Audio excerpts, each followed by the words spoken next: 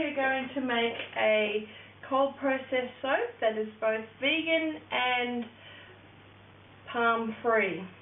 So I've got here some pure water, and I'm going to add a few additives to this water. It's going to become my lye water. I'm going to add a teaspoon of salt, and I'm going to add a teaspoon of sugar,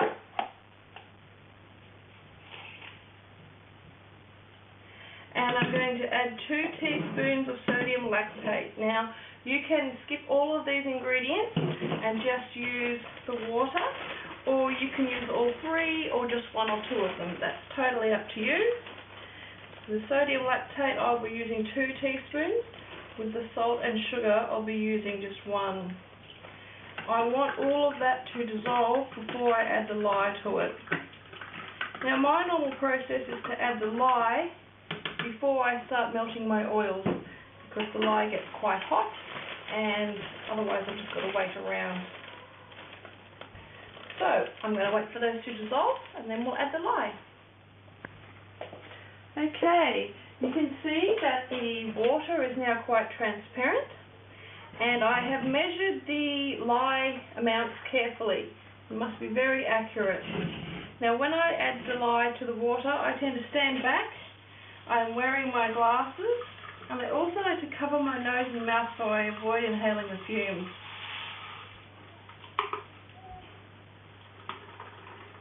I'm just going to walk away, let it do its thing, come back, give it a stir, and then walk away again.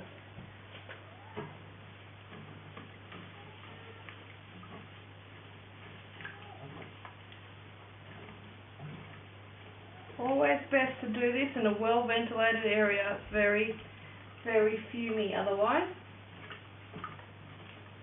If you're coughing, you are too close. The next thing I will do is measure out my hard oils.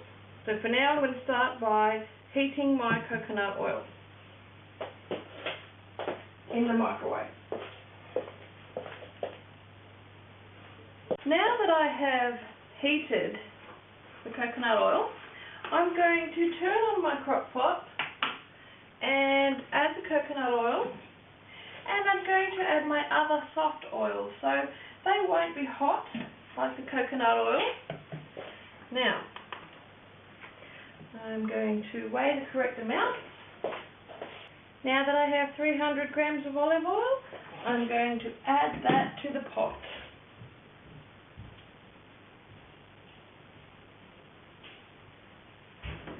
Now I'm going to add 190 grams of rice bran oil.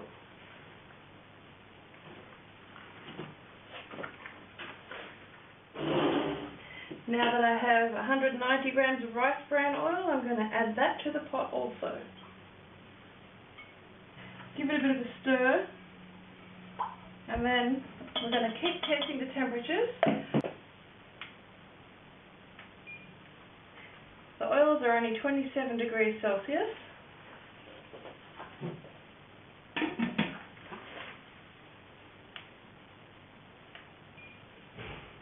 The lye water is still 61 degrees Celsius, too hot. While I'm waiting for the lye to cool down, I'm going to mix up my colours. Now, it's not essential to use fragrance or colour, so what I'm going to do is get some of my oils that are heating and combine the powders, the colour powders, into these while that's heating. The more you add, the stronger the colour. Obviously, you've got to take into consideration the pigment you're using. I think micas are a bit milder than oxides. You also want to think about how big is your batch. Obviously, a 1 kilo batch is going to need more colour than a 500 gram batch. And you also want to take into consideration the base oils. So today I'm using a very white olive oil in my base. Soap colours come in powder form, and that's why they need to be mixed in oil or water to mix into your soap. I usually use oil. Oil from the batch. You've got to be careful not adding extra oil to your batch, because you can throw the saponification process off and you could end up with a really greasy soap. if there's too much extra oil in your soap. So that's why I always take the oil from the main batch. Give it a really good stir. Now I like to use a milk frother, just a cheap one from eBay for a couple of dollars, just to really mix that colour through the oil.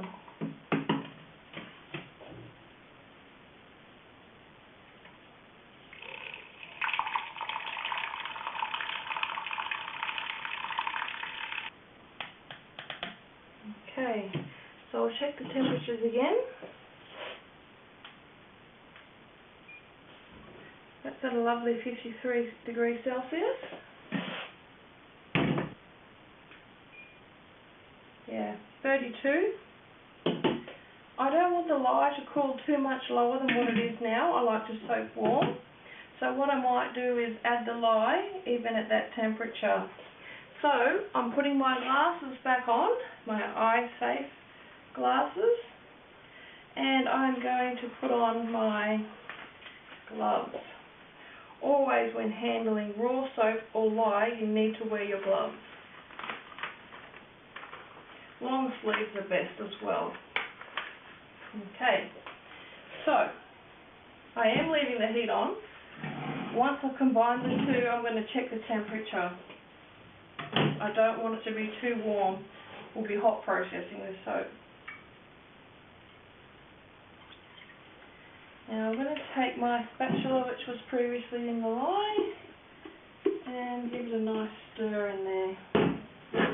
Now, obviously I would expect a temperature somewhere between the two temperatures that we had just now.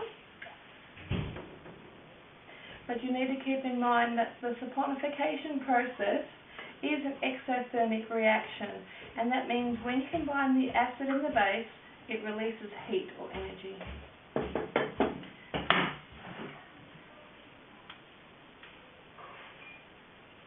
(42 degrees), so I'm quite happy with that. It's a little on the low side. Quite happy with that. I might turn the temperature off because I don't want it to overheat.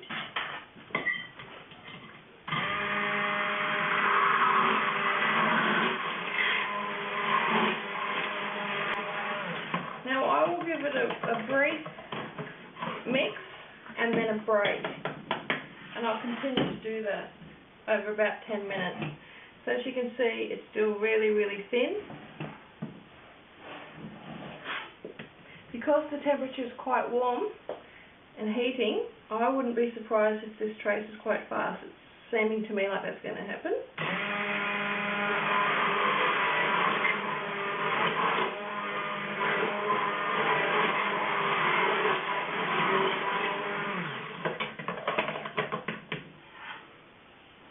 Yes, I think that's quite a nice trace there.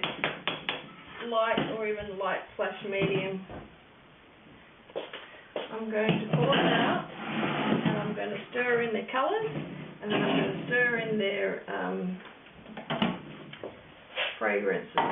I like to do the colour first because sometimes fragrances misbehave, and then we get a situation where we need to get it into the mould rather quickly. So I always want to make sure that the colour is incorporated first. Just want to do them nice and even. These are both 500 gram beakers. Yellow. It's not good to add just the powder directly to the soap. You'll get specks of colour through it. It won't look nice. Now you can even see on these spoons that there's specks of colour. So I'm going to wipe that off because I don't want speckled parts of the soap if I can avoid it. It's very full. Now for the potentially scary part, I'm going to add an unknown fragrance oil, and sometimes fragrance oils that you've worked with before will misbehave. And this looks like it's going to misbehave. Here, have a look. Looks like it's going to go brown, and it's causing a bit of separation. I'm just going to stir, stir, stir. Okay, add it into this one. There we go. I happen to have these weighed, and I know that I've got 30 grams of those fragrance oils in this 1 kilo batch, so that's why it Looks like I didn't measure that, but I know that they're 30 grams. Give it a good stir. You want your fragrance to be well distributed. I'm just going to do a general swirl, not a special swirl, not a linear swirl, just plonk it in and mix it around. See what happens, like so.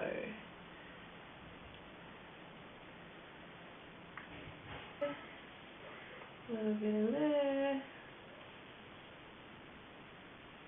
Put that right in the corner down the bottom and go forward, back, forward, back, forward, back. Do that, or you can leave it as it's formed in the mould, up to you. Now that's one way.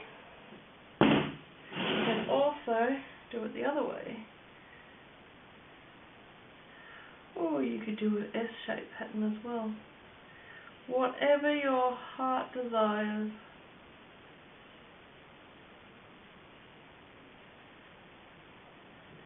Okay. Again, give it a bit of temp. And that's done. Okay, now it's time to unmould our cold process soap. And have a look. I'm going to pull it out of the square mould. This one seems to have got a bit of soda ash in the middle, more than the other one. That's okay. Might take the liner out. I'm just going to cut it here.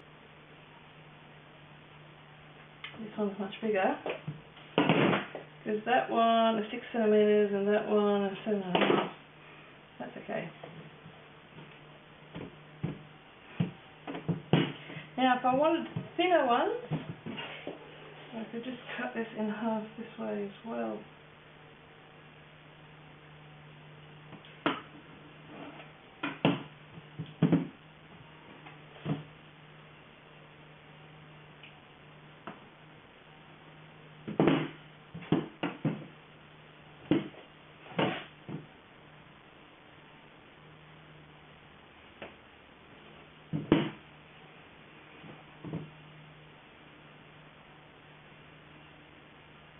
These are very, very soft, very fresh.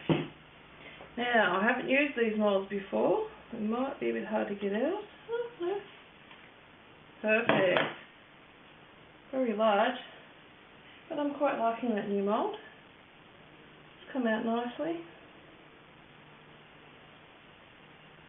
Huge soap. But these are delightful.